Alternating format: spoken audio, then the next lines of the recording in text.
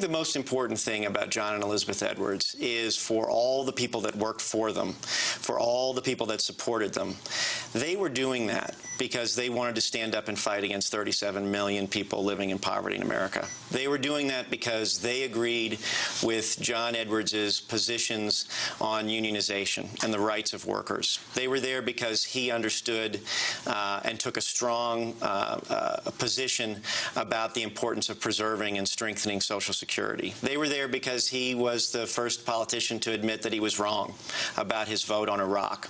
And all of the things that that all of us valued and worked so hard for, those fights go on. We miss him being here. He's an important voice in our party. He has been someone that I think set a very valuable bar for the Democratic Party to address a lot of the core economic issues that American workers care deeply about. And he was a wonderful example, and I hope will be in the future, of someone who's willing to step into the trenches, so that when someone has come home from a Wal-mart captive audience meeting, they know that there's someone in public life who is going to stand up and call out that company for breaking the law, to stand with folks in organized labor and the 6.5 million members of Change to Win unions and the 17 million members between Change to Win and the AFL-CIO and with allies at American Rights at Work and so many other places, that this is not going to be tolerated. So we want him, we believe that his agenda carries on. And does it carry on in this convention without him?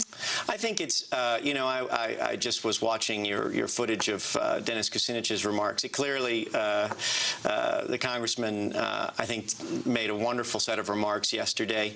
I think it's not as firm, perhaps, as it might be, but I think that you're going to hear a great deal of talk. Anna Berger last night, Gloria Craven, who's a worker that I represented in Eden, North Carolina 15, 16 years ago, speaking out about what's happening to workers when the plant closes.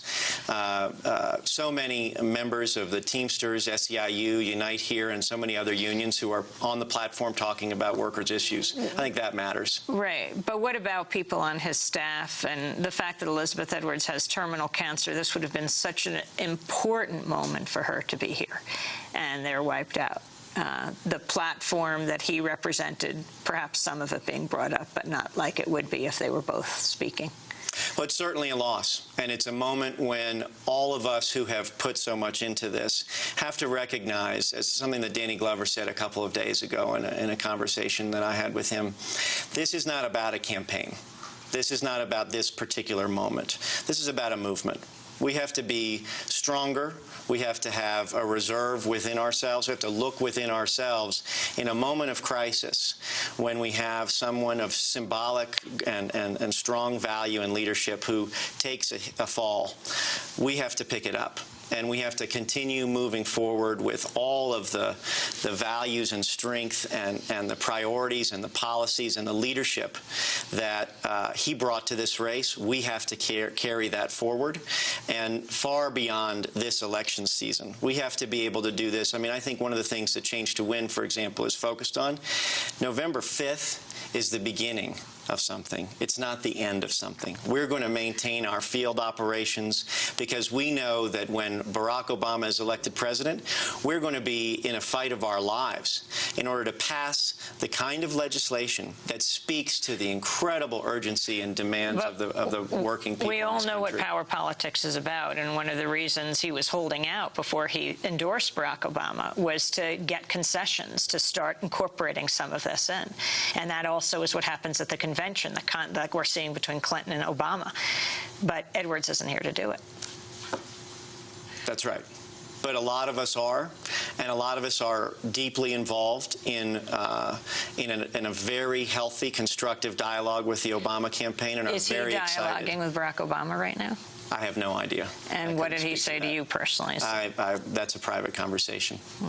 Is this a very disappointing time for you, for his staff? It's a challenge. It's certainly a challenge. Are most of you incorporated into the Obama campaign?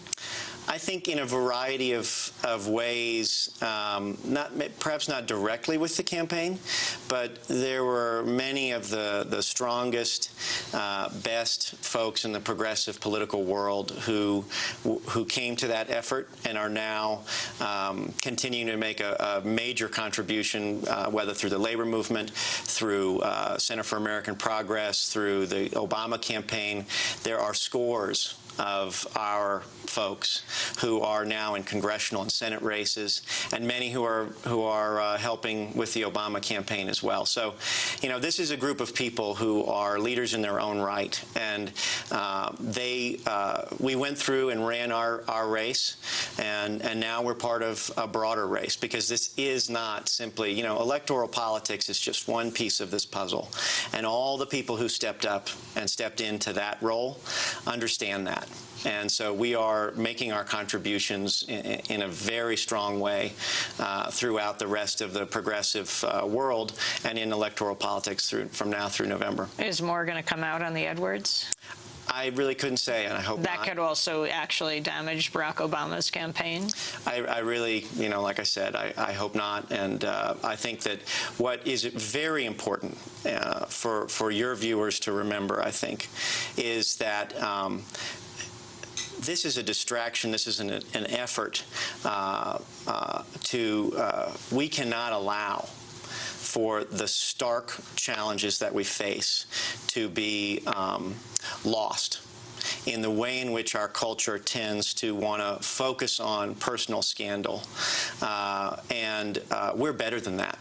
And we have to be stronger than that. And we have to keep our eyes on the prize in terms of the fact that all of us carry a responsibility in the labor movement and the progressive world to speak. You know, every day when I wake up, I'm thinking about the 12% of the American workforce that's organized, but I'm obsessed about the 88% that's not, who don't have the power by their own capacity to run their own organizations. And so it's things like that that I think we have to recall and realize that most of our media coverage is going to try to focus this and make this a Hollywood scandal.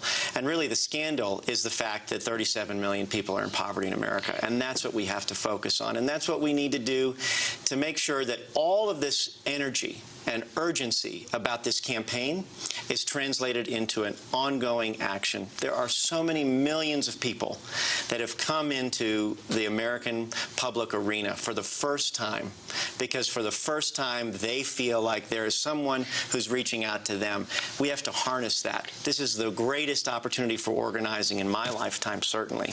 And I want to make sure that it is a watershed moment to bring so many folks into tangible, hardcore, good organizing that produces tangible results. Chris Schaaf, thank you very much for being with us. My pleasure. Change to Win, Executive Director, served as a senior advisor to John Edwards' presidential campaign. This is Democracy Now! We'll be back in a minute with actor Daryl Hannah. Stay with us. Thanks. Take a look. We'll have you back. So we will, yeah, I very much want to talk about This is my sad story. it. Yeah, no.